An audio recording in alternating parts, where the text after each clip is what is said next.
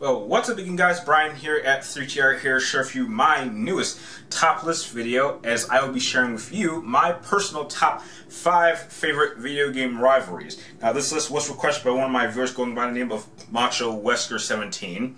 And before I begin, I would just like to let you guys know that these are strictly between video game characters. These aren't going to be between characters that have been put in video games like Batman and Joker or Goku versus Vegeta. That could be its own separate list altogether. So jumping right into them, with number 5 on the list, I picked Sora versus Riku. Now, from the Kingdom Hearts franchise, of course. And the reason I like this rivalry is the fact that not only are they rivals, but they are best friends, and in terms of their overall story arches in their journey across the Kingdom Hearts franchise, they have kind of taken each other's place, at least from where we stand at now. Now, at the beginning, it was clear that Sora and Riku, that Riku was more of the darker person, and Sora was more of the lighter person. And when it came to both of them wanting to save Kairi in the first Kingdom Hearts game, they both went at it different ways. Riku wanted to use the power of darkness to get Kairi her heart, and Sora was just trying to do everything he could to rescue Kairi. And initially, it was proven that Sora's motivation was a lot stronger than Riku's. Now, as we go through the franchise, Riku would overcome his darkness, and Sora would kind of still keep going on the path he's always been at. But if I recall correctly, if I played the game right, in the newest edition, which is Kingdom Hearts 3D, it is Riku who actually officially became the new Keyblade Master, because they both went through their trials that I believe Master Sid put them through, and it was Riku who overcame his darkness, and it was Sora who succumbed to it. So, really, by the end of their journey, or as it stands right now, Sora gave in to his darkness, and Riku did not, despite the fact that he was the first person between the two to be engulfed in darkness. Now, I'm not sure if that's going to play a massive role in Kingdom Hearts 3. I'm not sure if they're going to acknowledge it, and I'm not even sure if I read that right, because it's been a couple years since I played that game, and so I'm kind of remembering the story as well as I can. But it's just the fact that you have two characters that can still be best friends. They went through this traumatic journey, and yet they now are in each other's original positions. And I really think that anytime you have a rivalry where they can both be friends but have kind of become what the other one used to be, I think that's a great storytelling element, in my opinion. And that's why they are number 5 on my list. Going on to number 4 is a rivalry that's not really personal, but I think it's just what they stand for that would make them rivals. And that's why I picked Kratos versus Master Chief. Now, between the two, Kratos is by far the original embodiment of what a Spartan was supposed to be, while Master Chief is just a Spartan by title, but he's not really a real Spartan. And I think it's really their ideologies that would put them at odds. I don't think Kratos really liked Master Chief all that much because his reliability on technology and the fact that he uses guns, which Spartans were strictly against using projectile weapons. They like to do their killing up close. And it's the fact that Master Chief really doesn't like to operate as part of a team. He is very much a solo person. Kratos doesn't like fighting by himself because he likes it. He's the last of his kind, so there's really no one else he can fight with. I mean, if he could bring back his Spartan brother in, I'm sure he would do that. I don't think Master Chief would want to do the same. And I think Master Chief wouldn't like Kratos all that much because to him, Kratos would simply be a relic from an older time of a generation of Spartans that was obsolete and were pretty much almost systematically exterminated because they refused to evolve.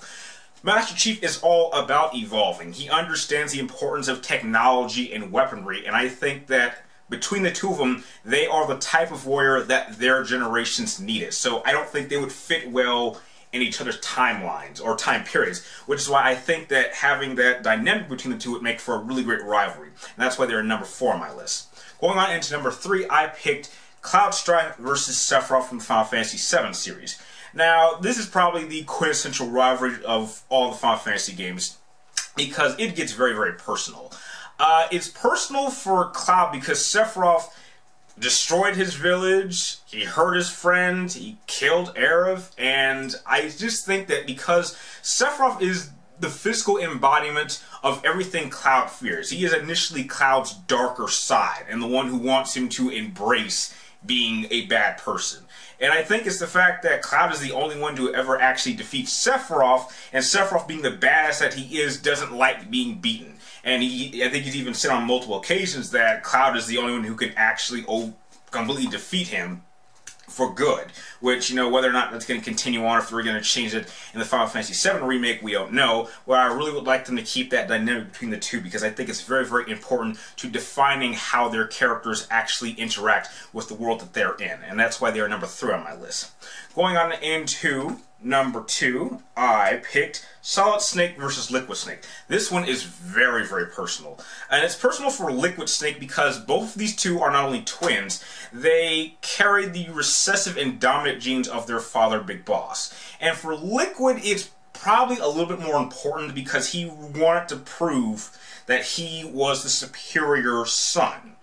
And, you know, Solid Snake doesn't really care about that, but he understands that Liquid is a threat because he has the same type of combat potential as he does, which for the world can prove to be a very, very bad thing if you play throughout the franchise. So it's just the fact that Solid Snake feels that Liquid is his responsibility because of that's technically my darker half, and, you know, we're twins, and we are both kind of tied to this destiny that was set before we were even born, and it's what we were created for. And it's the fact that Solid Snake wants to do everything he can to not let that be the world's problem, and Liquid wants to surpass his father. He wants to prove that he is just not some tool by the Patriots, and Solid Snake has always been in his way. And that's why I think that really, really personal brotherly dynamic between the two is really a powerful force in the Metal Gear Solid franchise's storyline. And that's why they're number 2 on my list.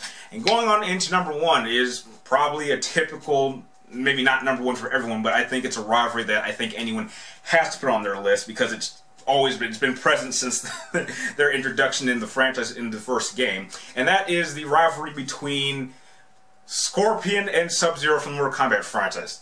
These two are rivals. I mean, their clans, the Lin Kuei and the Xia Ryu, have always been rivals, so it's natural that Sub-Zero and Scorpion have to be rivals. But what I really like about their dynamic is that they both started out as hating each other in terms of their clan-wise. You know, Scorpion, Hanzo Asashi, thinks that the Xia Ryu, the Lin Kuei wiped out his clan, and then he got revenge, and then, you know, the brother of the original Sub-Zero came back and beat him, and then they found out that, you know, this was all just a manipulation. And what I really like about it at this point is that it seems like they have at least either become friends or allies, because I really liked what they did in the newest installment of Mortal Kombat and Mortal Kombat 10, as in the newest Sub-Zero revealed to Hanzo Asashi that it was like Quan Chi was behind it, and he acknowledged that, you know, it's not your fault that you killed my brother, you were just manipulated. And I like that. I just like that dynamic. I like how you can have a rivalry where it starts out with a miscommunication, and then it turns into hate, and then by the end they can become friends. I love any rivalry when both parties can acknowledge the other as an equal. I don't like when one rival will admit that the other one is better, because then it no longer becomes a rivalry. Rivalries need to be even.